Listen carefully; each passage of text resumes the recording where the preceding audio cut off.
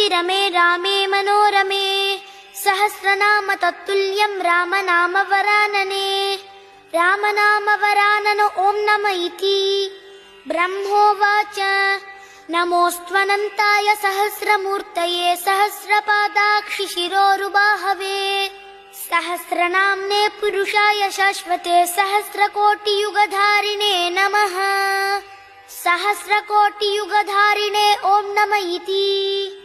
संजय उवाच यत्र योगेश्वरः कृष्णो यत्र पार्थो धनुर्धरः तत्र श्रीर्विजयो भूतिर्ध्रुवा नीतिर्मतिर्मम श्रीभगवानुवाच अनन्याश्चिन्तयन्तो मां ये जनाः पर्युपासते तेषां नित्याभियुक्तानां योगक्षेमं वहाम्यहम् परित्राणाय साधूनां विनाशाय च दुष्कृताम्